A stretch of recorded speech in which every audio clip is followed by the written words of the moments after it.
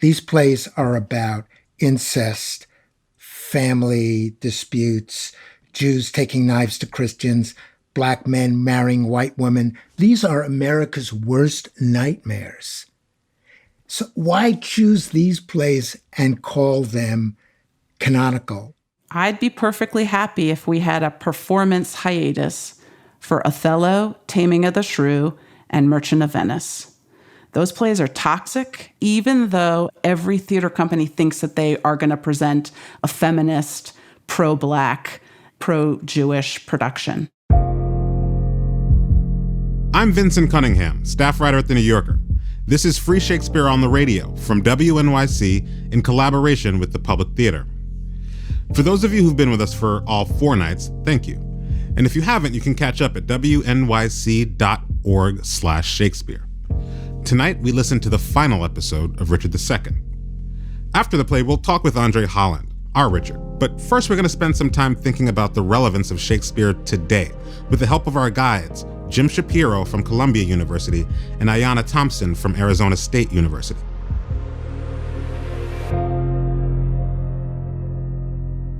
Now, to be clear, Ayanna, who's the one that you heard calling for the performance hiatus, she thinks that these plays should still be read and taught. She just doesn't want to see them put up and performed for a while. Until we get to a different place in our society about what we can talk about, what we can face. And for Ayanna, it's Shakespeare who can actually help that conversation. Shakespeare, I think, is one of the best vehicles to talk about race, to talk about power structures. The issues that we often think of as modern issues are actually pre-modern ones that have often 500-year legacies, if not 400-year legacies. So yeah, I think when people say that race is modern, they say it as a product of their optimism. They say it's pretty recent and therefore we can roll it back. It's much older. The legs are longer. You know, we're in a moment now where people are talking finally about systemic and institutional racism. And I would just say those systems and institutions are a lot older than people want to assume. Take Shakespeare's earliest tragedy, Titus Andronicus, which she says has history's first Black Power speech. Written by a white man to be performed by a white actor in blackface, it is still the first Black Power speech in which he denigrates whiteness and lists why blackness is better than it over and over and over again. Shakespeare, race, and performance is complicated. Right. I don't want to paint like this glorious portrait of kind of, even though it was white men in blackface, there were progressive plays or anything like that. No, that's not the portrait. It's complicated.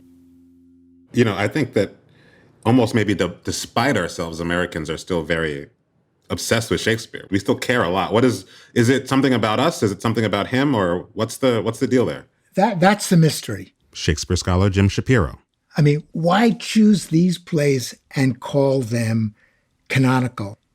Why we would take the national poet of a country we broke with. And what I think is that these plays allow us, we're not good at talking to each other in this country. We're probably as bad as any country at talking across a cultural divide. So we actually still talk through Shakespeare. Shakespeare gives us a very small piece of common ground. And there are precious few places like that left. I like that idea of talking through these texts, that this is a sort of our medium. And Ayanna takes this even further. She believes that how we stage these works can help us have conversations that are pretty delicate or hard to broach outside of the work.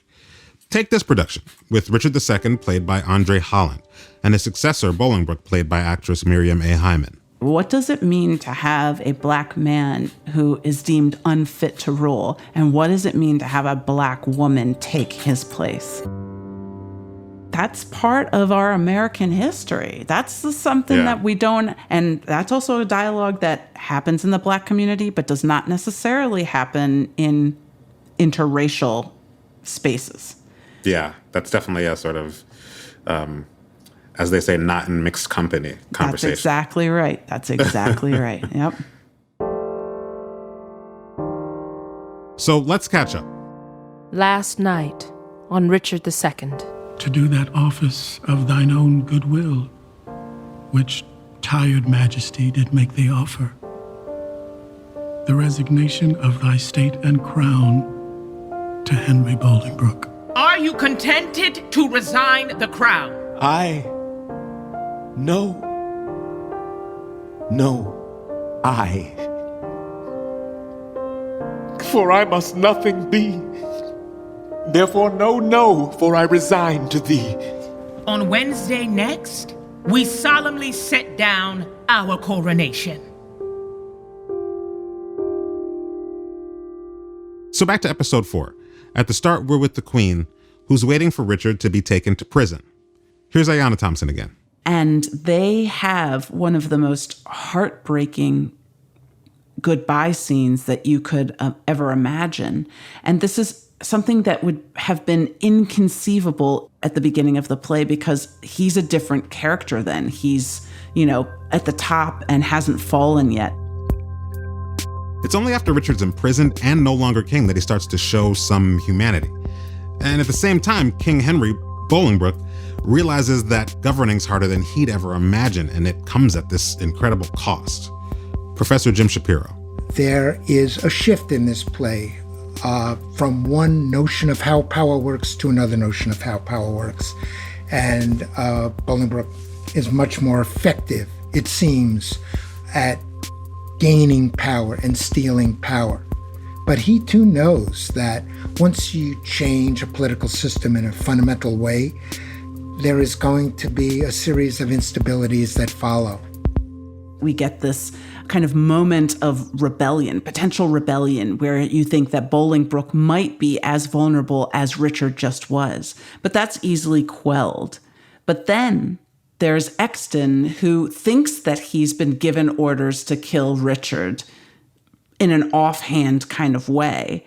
And so he goes into the prison and Richard fights. Yeah. Here's this guy who's been weak and ineffectual and, just ripped away from title, queen, everything, a sense of self. And at the last moment, he puts up a good fight.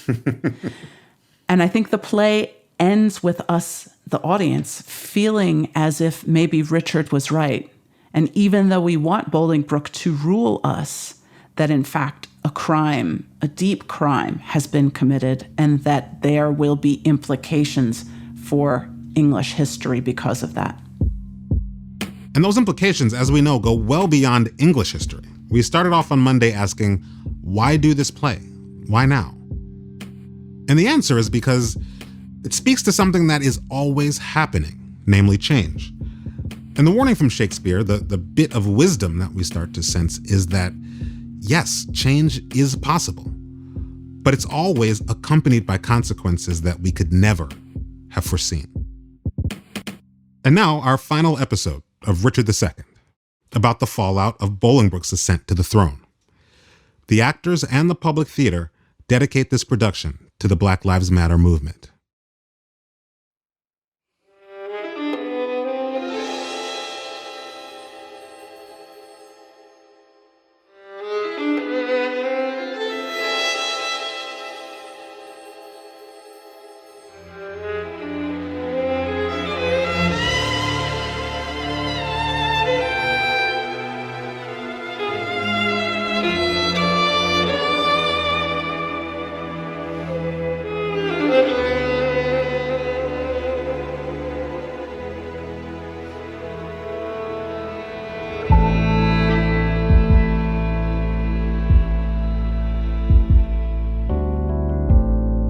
Bolingbroke has been crowned King Henry IV.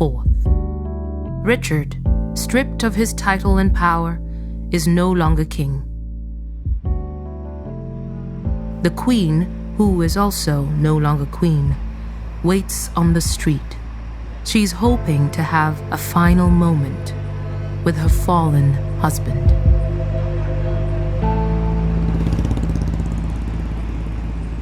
This way the king will come. This is the way to Julius Caesar's ill-erected tower, to whose flint bosom my condemned lord is doomed a prisoner by proud Bolingbroke. But soft, but see, or rather do not see my fair rose wither. Yet look up, behold, that you in pity may dissolve to dew and wash him fresh again with true love tears. Join not with grief, fair woman. Do not so, to make my end too sudden. Hie thee to France, and cloister thee in some religious house. Our holy lives must win a new world's crown, which our profane hours here have thrown down. What? Is my Richard both in shape and mind transformed and weakened? Hath Bolingbroke deposed thine intellect? Good, sometimes, Queen. Prepare thee hence for France. Think I am dead, and that even here thou takest, as from my deathbed, thy last living leave. My lord, the mind of Bolingbroke is changed. You must to Pomfret, not unto the Tower. And madam, there is order ta'en for you. With all swift speed you must away to France. Northumberland, thou ladder, wherewithal the mounting Bolingbroke ascends my throne. Thou shalt think, though he divide the realm and give thee half, it is too little, helping him to all. He shall think that thou, which know'st the way to plant unrightful kings, will know it again, being ne'er so little urged another way to pluck him headlong from the usurped throne. Well, my guilt be on my head, and there an end. Take leave and part, for you must part forthwith. Doubly divorced.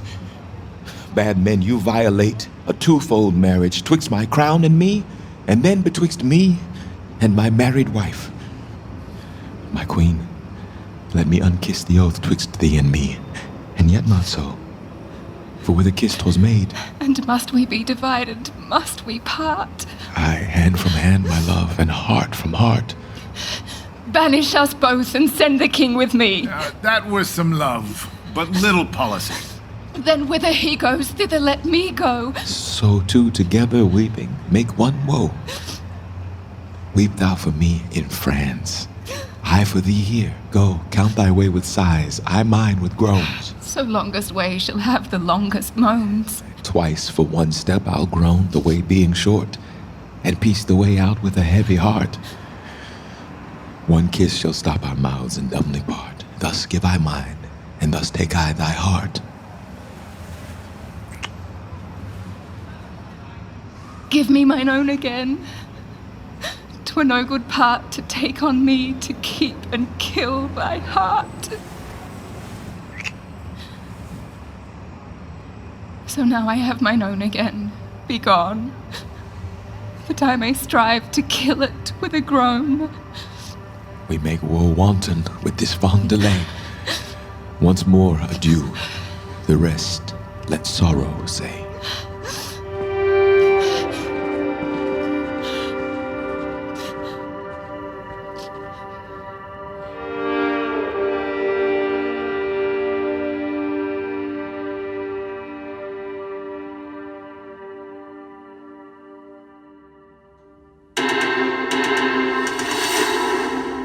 It's a royal shakeup. Richard is out and Bolingbroke is in. Major breaking news this hour. Richard II is stepping down. The Duke and Duchess of York are at home, recounting the spectacle of Richard's downfall and King Henry's ascent to the throne. My lord? My lord? You told me you would tell the rest when weeping made you break the story off of our two nephews coming into London. Where did I leave? At that sad stop, my lord, where rude, misgoverned hands from windows tops threw dust and rubbish on King Richard's head. Then, as I said, the Duke, great Bolingbroke, mounted upon a hot and fiery steed, which his aspiring rider seemed to know, with slow but stately pace kept on his course, whilst all tongues cried, "God save King Bolingbroke!" You would have thought the very windows spake, So many greedy looks of young and old through casements darted their desiring eyes upon his visage, and that all the walls with painted imagery had said at once, whilst he, from the one side to the other turning, he spake them thus. I thank you, countrymen. And thus still doing, thus he passed along. Alack, poor Richard. Where rode he the whilst? Oh, as in a theater, the eyes of men, after a well-graced actor leaves the stage, are idly bent on him that enters next, thinking his prattle to be tedious. Even so, or with much more contempt, men's eyes did scowl on gentle Richard. No man cried, God save him. No joyful tongue gave him his welcome home, but dust was thrown upon his sacred head, which with such gentle sorrow he shook off, his face still combating with tears and smiles, the badges of his grief and patience. But heaven hath a hand in these events, to whose high will we bound our calm contents. To Bolingbroke are we sworn subjects now, whose state and honor eye for eye allow. Here comes my son O'Merle. I am in Parliament pledged for his truth and lasting fealty to the new-made king. Welcome, my son. Mwah. Mwah. Who are the violets now that strew the green lap of the new-come spring? Oh, madam, I know not, nor I greatly care not. Oh? God knows I had as lief be none as one. Oh. Well, bear you well in this new spring of time, lest you be cropped before you come to prime. What seal is that hangs without thy bosom? Yea, look'st thou pale? Let me see the writing. My lord, 'tis nothing. No matter then who see it. I will be satisfied. Let me see the writing. I do beseech your grace to pardon me. It is a matter of small consequence, which for some reasons I would not have seen. Which for some reason, sir, I mean to see. I fear. Well, what should you fear? 'Tis nothing but some bond that he's entered into for gay apparel against the triumph day. Bound to himself? Wife, thou art a fool. Boy, let me see the writing. No, I do beseech you, pardon me. I may not show it. I will be satisfied. Let me see it, I say. Treason. Foul treason. Villain, traitor, slave. What is the matter, my lord? Oh, God, for his mercy, what treachery is here? Why, what is't, my lord? Give me my boots. Saddle my horse. Now, by mine honor, by my life, by my troth, I will denounce the villain. What is the matter? Peace, foolish woman. I will not peace. What is the matter, O'Merle? Good mother, be content. It is no more than my poor life must answer. Thy life answer? Bring me my boots. I will unto the king. Why, York, what wilt thou do? Wilt thou not hide the trespass of thine own? But have we more sons, or are we like to have? And wilt thou pluck my fair son from mine age, and rob me of a happy mother's name? Is he not like thee? Is he not thine own? Thou fond mad woman, wilt thou conceal this dark conspiracy? A dozen of them have here ta'en the sacrament and interchangeably set down their hands to kill the king at Oxford. He shall be none. We'll keep him here. Then what is that to him? Away, fond woman. Were he 20 times my son, I would denounce him. Hadst thou groaned for him as I have done, thou wouldst be more pitiful. But now I know thy mind. Thou dost suspect that I have been disloyal to thy bed, and that he is a bastard, not thy son. Oh, sweet York, sweet husband, be not of that mind. He is as like thee as a man may be, not like to me or any of my kin, and yet I love him. Make way, unruly woman. After Emerl, spur post yet before him to the king, and beg thy pardon ere he do accuse thee. I'll not be long behind, and never will I rise up from the ground till Bolingbroke have pardoned thee.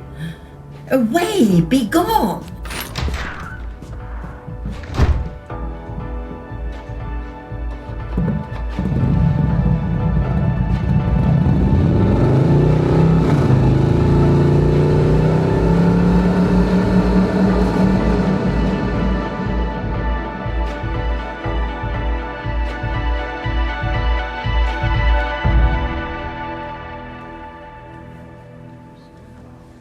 The throne room. King Henry, oblivious to the plot brewing against him, pines for his son. Can no man tell me of my unthrifty son? 'Tis full 3 months since I did see him last. If any plague hang over us, 'tis he. I would to God, my lords, he might be found. Inquire at London, amongst the taverns there. My lord, some 2 days since I saw the prince and told him of those triumphs held at Oxford. And what said the gallant? His answer was he would unto the stews, and from the commonest creature pluck a glove and wear it as a favor, and with that he would unhorse the lustiest challenger. As dissolute as desperate. But who comes here? Where's the king? What means our cousin that he stares and looks so wildly? Oh, God save your grace. I do beseech your majesty to have some conference with your grace alone. Withdraw yourselves and leave us here alone. What is the matter with our cousin now? Oh, forever may my knees grow to the earth, my tongue cleave to my roof within my mouth, unless a pardon ere I rise or speak. Intended or committed was this fault? If on the first, how heinous ere it be to win thy afterlove, I pardon thee. Then give me leave that I may turn the key, that no man enter till my tale be done. Have thy desire.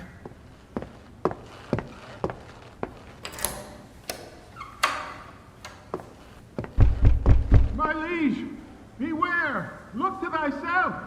Thou hast the traitor in thy presence there. Villain, I'll make thee safe. Stay thy revengeful hand, thou hast no cause to fear. Open the door. Secure, foolhardy king. Shall I for love speak treason to thy face? Open the door, or I will break it open.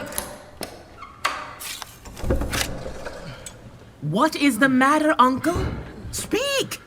Recover breath. Tell us how near is danger, that we may arm us to encounter it. Oh, peruse this writing here, and thou shalt know the treason that my haste forbids me show. Remember, as thou readst thy promise past, I do repent me. Read not my name there. My heart is not confederate with my hand. It was, villain! Ere thy hand did set it down, I tore it from the traitor's bosom, king. Fear and not love begets his penitence. Forget to pity him, lest he pity prove a serpent that will sting thee to the heart. Oh, heinous, strong, and bold conspiracy! Oh, loyal father of a treacherous son! Thy overflow of good converts to bad, and thy abundant goodness shall excuse this deadly blot in thy digressing son. Mine honor lives when his dishonor dies, or my shamed life in his dishonor lies. What ho, my liege?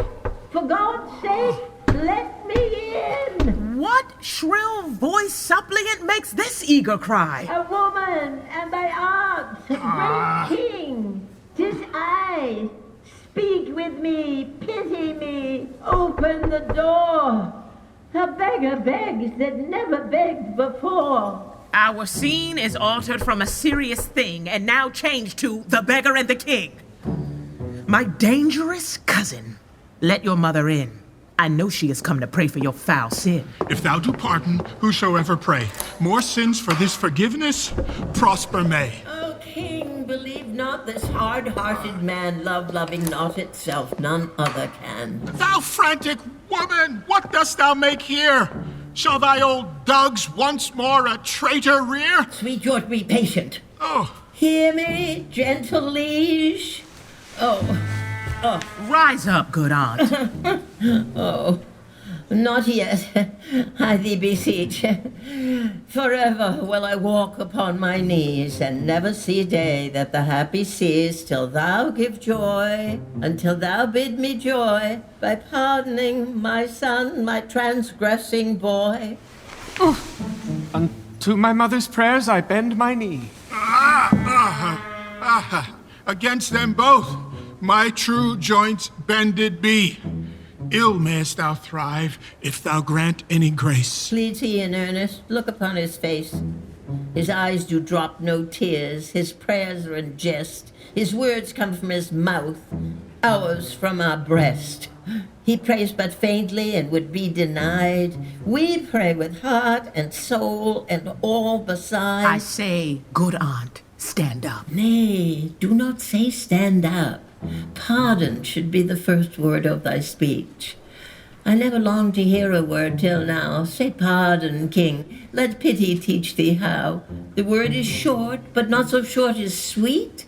No word like pardon for kings' mouths so meet. Speak it in French, king. Say pardonnez-moi. Speak pardon, as 'tis current in our land. The chopping French we do not understand.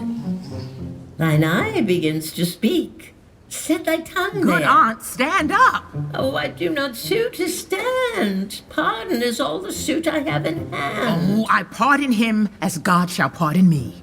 Ah, happy vantage of a kneeling knee. Yet am I sick for fear. Speak it again. Twice saying pardon doth not pardon twain, but makes one pardon strong. I pardon him with all my heart. A god on earth thou art. Good aunt, cousin, uncle, stand up.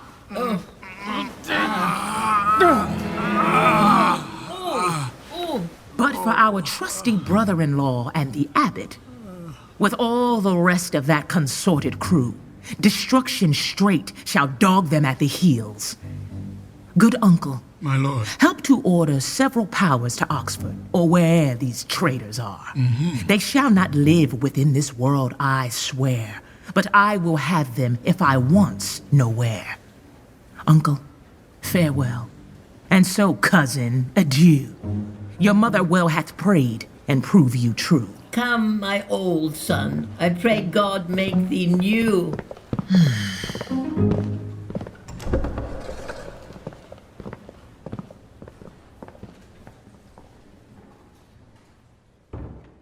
You're listening to Free Shakespeare on the Radio from WNYC in collaboration with the Public Theater.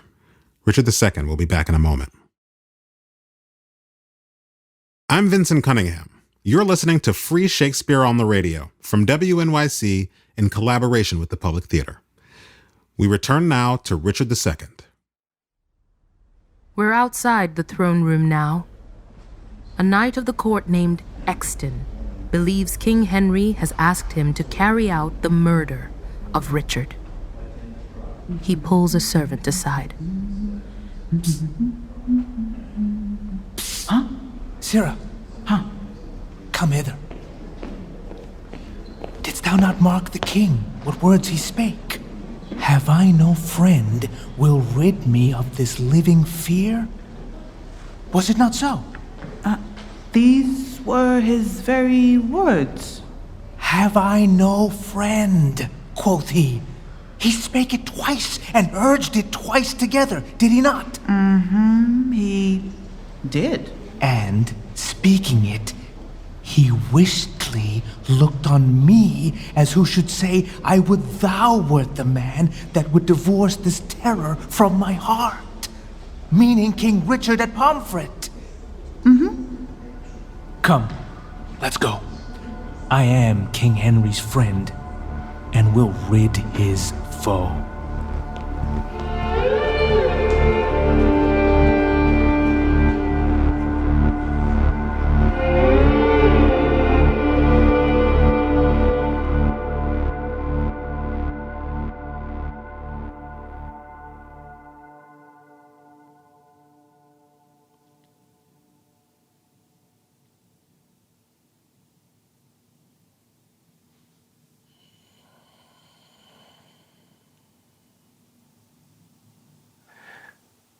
I have been studying how I may compare this prison where I live unto the world. And for because the world is populous, and here is not a creature but myself, I cannot do it. Yet I'll hammer it out. My brain I'll prove the female to my soul the father. And these two beget a generation of still breeding thoughts. And these same thoughts people this little world, inhumorous like the people of this world, for no thought is contented. The better sort, as thoughts of things divine are intermixed with scruples, and to set the word itself against the word, as thus: come, little ones, and then again, it is as hard to come as for a camel to thread the postern of a small needle's eye.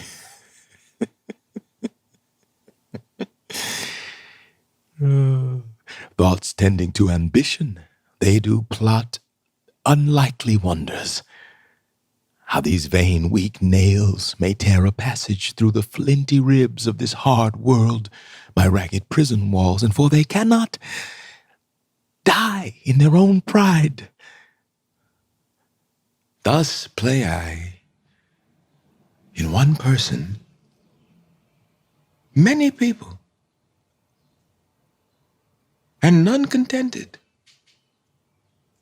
Sometimes am I king, then treasons make me wish myself a beggar, and so I am. Then crushing penury persuades me, I was better when a king.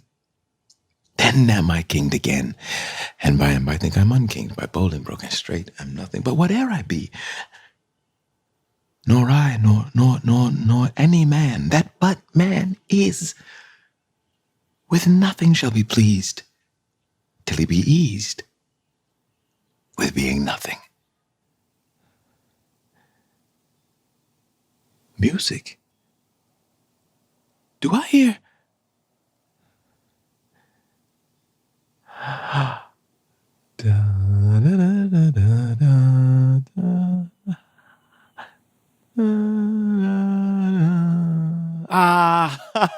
Keep time. How sour sweet music is when time is broken, no proportion kept, so is it in the music of men's lives. And here have I the daintiness of ear to check time broke in a disordered string. But for the concord of my state in time, had not an ear to hear my true time broke, I wasted time, and now doth time waste me. For now hath time made me his numbering clock. My thoughts are minutes, and with sighs they jar their watches on unto mine eyes. The outward watch, where to my finger, like a dial's point, is pointing still and cleansing them from tears.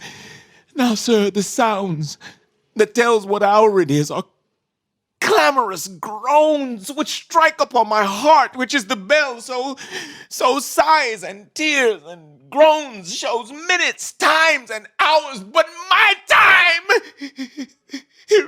it runs posting on in Bolingbroke's proud joy, while I stand fooling here his jack of the clock. This music mads me, let it sound no more. For though it have holed madmen to their wits, in me it seems it will make wise men mad. Yet blessing on his heart that gives it me, for 'tis a sign of love. And love to Richard is a strange brooch in this all-hating world. The groom who tended Richard's horses enters the prison. Hail, Royal Prince. Thanks, noble peer. What art thou? And how comest thou hither where no man never comes but that sad dog that brings me food to make misfortune live? I was a poor groom of thy stable, King, when thou wert king, who travelling towards York, with much ado at length have gotten leave to look upon my sometime royal master's face. Oh, how it earned my heart when I beheld in London streets that coronation day, when Bolingbroke rode on Roan Barbary, that horse that thou so often hast bestrid, that horse that I so carefully have dressed. Rode he on Barbary? Tell me, gentle friend, how went he under him? So proudly, as if he disdained the ground. So proud that Bolingbroke was on his back. That jade hath eat bread from my royal hand. This hand hath made him proud with clapping him. Would he not stumble? Would he not fall down? Since pride must have a fall, and break the neck of that proud man that did usurp his back? Oh, forgiveness, horse. Why do I rail on thee? Since thou created to be awed by man wast born to bear, I was not made a horse, and yet I bear a burden like an ass, spurred, galled, and tired by jouncing Bolingbroke.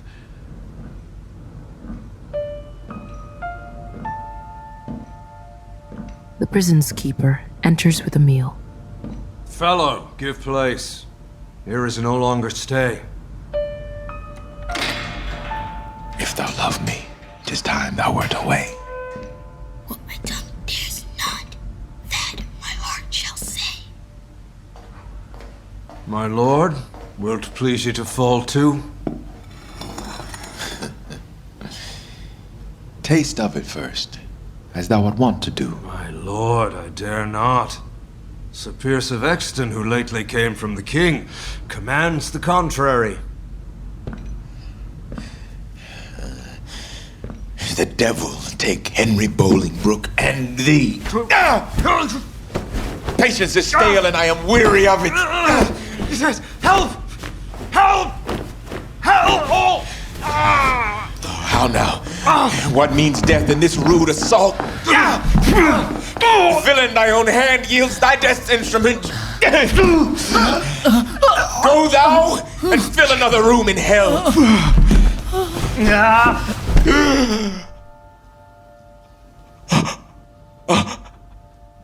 That hand shall burn in never-quenching fire that staggers thus my person. Exton, thy fierce hand hath with the king's blood stained the king's own land. Mount, my soul. Thy seat is up on high, whilst my gross flesh sinks downward here to die.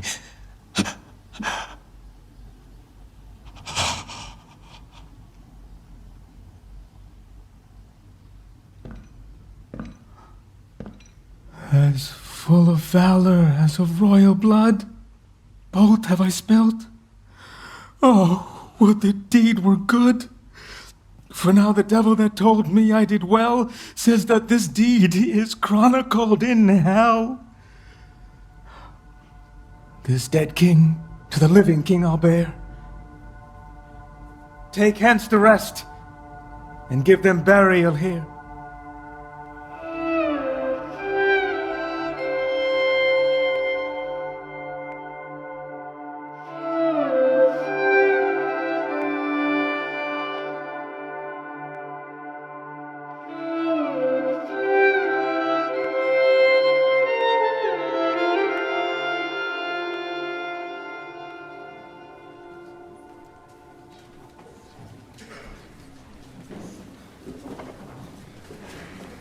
King Henry is in the throne room, anticipating news of the rebellion against him. Kind Uncle York. My lord. The latest news we hear is that the rebels have consumed with fire a town in Gloucestershire. Mm-hmm. But whether they be ta'en or slain, we hear not.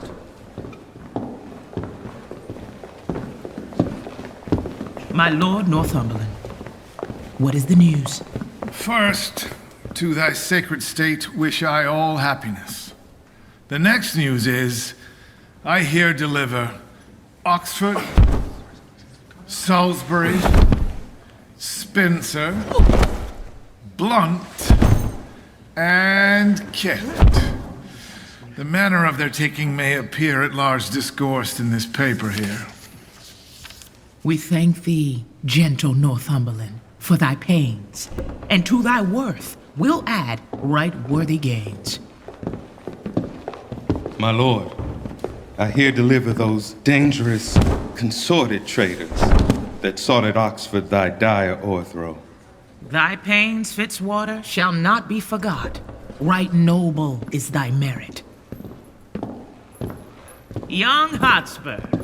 The grand conspirator, Abbot of Westminster, with clog of conscience and sour melancholy, hath yielded up his body to the grave. But here's Carlisle living, to abide thy kingly doom and sentence of his pride. Carlisle. My liege. This is your doom.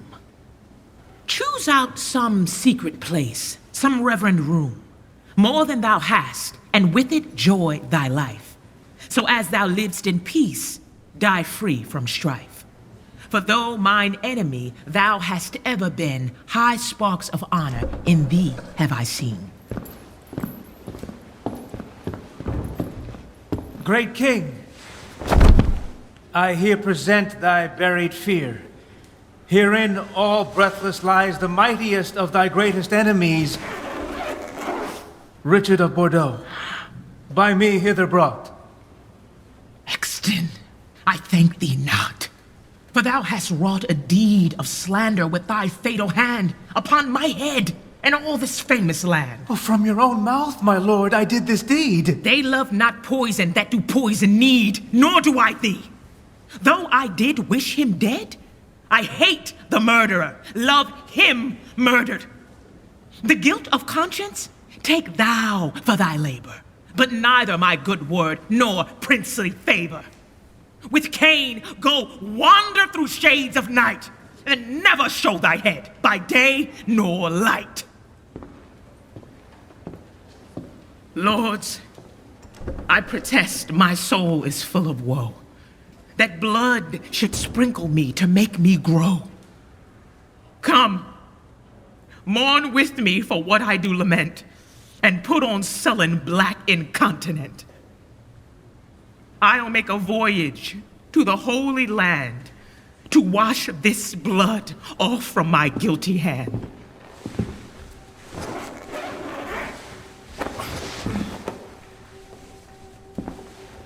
March sadly after, grace my mornings here in weeping after this untimely bier. Bolingbroke follows the body. Our story began with the mystery of Gloucester's murder. God was expected to intervene. Now Richard lays dead. Has justice been served?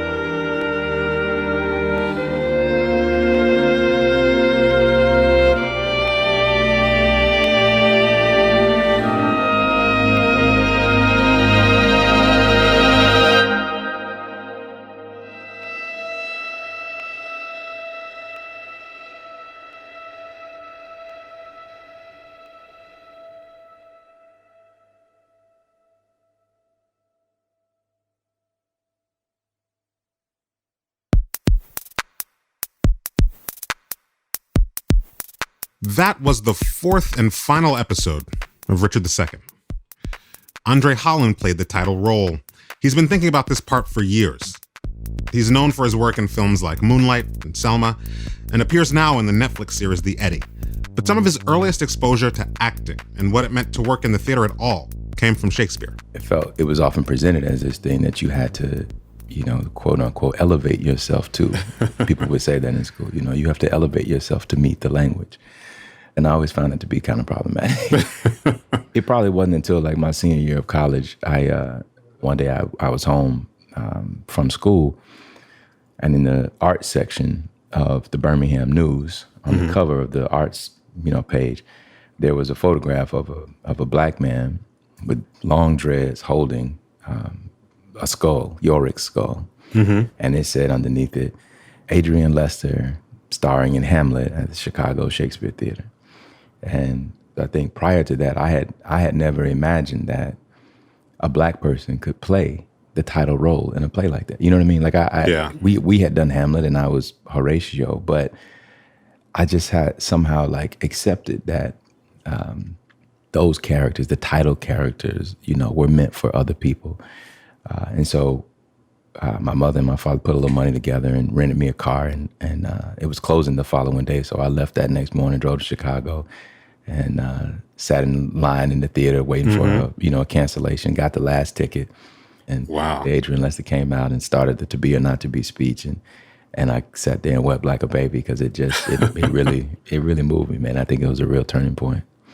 Wow. Yeah. So to answer your question, I guess, it's been a long process of me coming to believe that, like, I can have ownership over any of the parts in Shakespeare in the same way that other people have. Right. When did you come to Richard II? What was the first time you read it? And what were your kind of first impressions of this play? And I think the first time I read it was probably right after graduate school. I did a workshop of it with a group called the Shakespeare Society. And I was just blown away by the language. It's amazing. It's incredible, man. I think in all of for me, it's Shakespeare at his best. Those speeches that he gives Richard to say are profoundly beautiful. So that was my first contact with the play. And I think that last speech in the play, in the prison, Act 5, where I've been studying how I may compare this prison where I live unto the world. That speech has really moved me. And I learned it, during that workshop. And sometimes just walking down the street will just say it, to myself. And it's not until the end of the play that he finds the time to be alone, to really sit with himself and reflect. And in doing so, he comes to understand that he is a human being. And before your eyes, you see a person become a person, Yeah. So I just found that speech to be deeply moving. Yeah. I mean, I would love to hear how your approach to this, something that you've been waiting to perform and obviously thinking about it in terms of bodies and things to see and audiences in seats. What was your first thought when thinking, okay, we're going to do this in audio instead of on a stage? Well, the first thought was, so I've always had a little bit of a resistance to the play. And I think that's because for me as a black actor playing this part, I was concerned that me presenting a man who essentially is an ineffectual leader who gets overthrown by a much more popular young man, right? I was concerned that if the casting of the play, for example, if the Bolingbroke character, the character who ends up taking over at the end, is a white man, that it might not look good. So by casting an African-American woman to play Bolingbroke, I think adds a layer of intrigue to the play and kind of shields that. But of course, when we're doing it on the radio, my first thought was, well, how are we going to translate that? Or is that something that we even need to be concerned about now? Yeah. You know what I mean? Yeah, so you mentioned the sort of the difficulty of the dynamic between Richard and Bolingbroke and how it then changed those dynamics for that person to be a black woman, Miriam. How was it to work with her? Playing with her, she comes to it so prepared. She doesn't do any of that, fancy kind of highfalutin, language that some people are accustomed to hearing with Shakespeare. She just makes it her own. She puts it into her body. And I think because she played in that way, it forced me and everybody else also to kind of dig our heels in and come correct, as they say. So I think there was a bit of a kind of, I won't say one-upmanship, but there was like a healthy kind of competition between the two of us, I would say. Because I think my worry was that there's a way of doing the play in which, you know, if you have a Black Richard and a white Bolingbroke, that you could be seen to be telling a story that Black people can't lead, or that there's a problem with Black leadership, and that only it takes a white man to come back in and restore order. I think when we inhabit these parts, we have to always be cognizant of like the moment that we're in, and like the stories that we're telling on top of the story itself. But when Miriam came in and smashed it, like that was out the window. It then was just about the play, you know, and these two people who are fighting for what they believed in, essentially. The other stuff you're talking about, you know, the perception that casting creates, that just seems to me so, in some ways, like a double duty, right? That you're not just doing the play, you're thinking about the story that your presence is telling. Mm-hmm. I mean, you could call it a burden, you could call it a duty, you could call it just another intellectual challenge, but how does that live in your mind?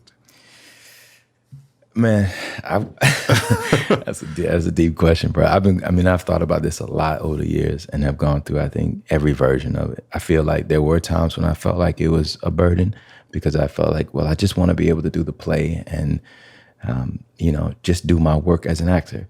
Right.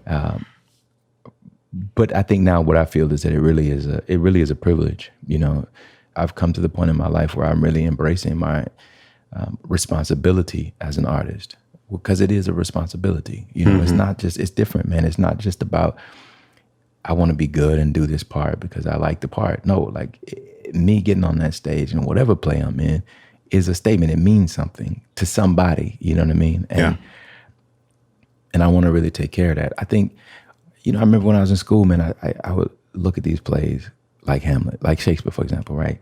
There would be, if you're going to do Hamlet, if you're going to have somebody Black in it, it's going to be Horatio, maybe Laertes. You know what I'm saying? Maybe. One of those, maybe. If you're going to do Romeo and Juliet, you're going to have Mercutio, could be Black, you know what I'm saying? Not Romeo, but Mercutio. You know, and on and on and on. Cherry Orchard, you know, Lepakin, he's often played Black man, you know, the guy who comes back for his land and his inheritance because his father was a servant. There were just these, you know, or Aaron the Moor, or, you know, Othello, or there were just these kind of like characters that I think like myself and other Black actors I know just sort of accepted, like, okay, well, these are the ones that are going to be available to us. I remember when I was in college and even in grad school, when people would say, oh, you're interested in Shakespeare, the first thing they say is, oh, you know, Othello, you know, have you played Othello? And for that reason, for a long time, I was like, man, I ain't never going to touch Othello. I don't want to, because everybody thinks that that's the only thing we can do, I'm not going to do it. So in some ways, I think I accepted that for a long time as being true. But that's over, man. Like that's all that's changed now. Sometimes, right, the way that acting is taught in schools, you know, you do your research about the world of the play. You figure out what the character's motivations are, what the obstacles are, you know, what the things they're doing to move their life forward, all these things, right?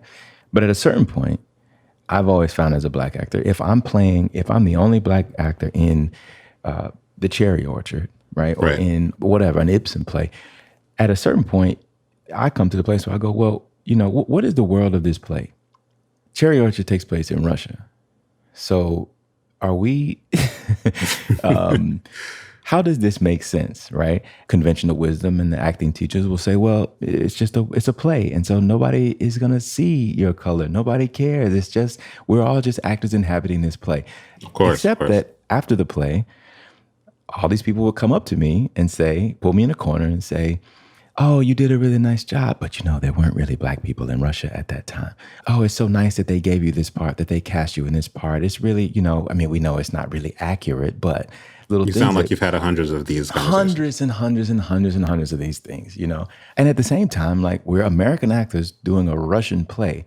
But for some reason, nobody ever questions the fact that these are American actors speaking English, and like their accents some from Minnesota, some from New York, some from Alabama. Nobody questions that. But like, when the Black dude's in the play, that's the thing that everybody sees. And yet we act like we don't see it when we want to, you know what I mean? When it comes to talking about it. So, I mean, I suppose it's like what it means to be Black in America, right? Like, you're always aware of where you fit in any particular room. And you can either see that as a burden or you can see it as like a superpower. And I choose to see it as a superpower.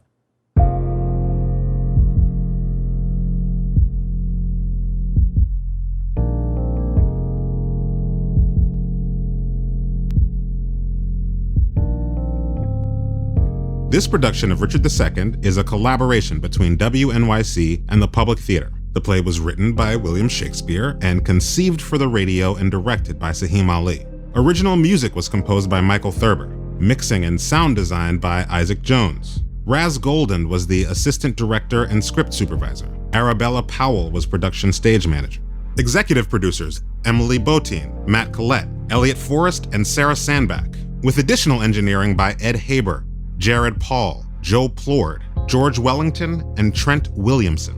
Our cast: Barzan Akavan as Salisbury and the Marshal, Sean Carvajal as the Gardener's Man and Surrey, Michael Bradley Cohen as Bushy, Sanjit De Silva as Mowbray and Exton, Biko Eisen Martin as Fitzwater, Michael Gaston as Northumberland, Stephen McKinley Henderson as the Gardener, Andre Holland as Richard, Miriam A. Hyman as Bolingbroke, Merritt Jansen as Scroop, Elijah Jones as Hotspur, Dakin Matthews as Gaunt, Jacob Ming Trent as Carlisle, Maria Makuka as the Queen's Lady and a Servant, Akwi Akpakwasili as Willoughby and the Abbot, Estelle Parsons as the Duchess of York, Tom Pasinka as O'Merle, Felicia Rashad as the Duchess of Gloucester, Reza Salazar as the Welsh Captain, Tom Sesma as Ross and the Keeper, Sathya Sridharan as Bagot, John Douglas Thompson as York, Claire Vanderboom as the Queen, Natalie Willems-Torres as Green, and Josiah Young as the Groom. The play was narrated by Lupita Nyong'o. Additional commentary and analysis by James Shapiro and Ayanna Thompson. The Lou Esther T. Mertz Charitable Trust provides leadership support for the Public Theater's year-round activities. Mount Sinai Health System is our production sponsor. And head to wnyc.org/Shakespeare for more about the play. That's where you'll find the script, a full list of credits, plus you can download the podcast of Richard II to share or listen again. I'm Vincent Cunningham. Thank you for listening.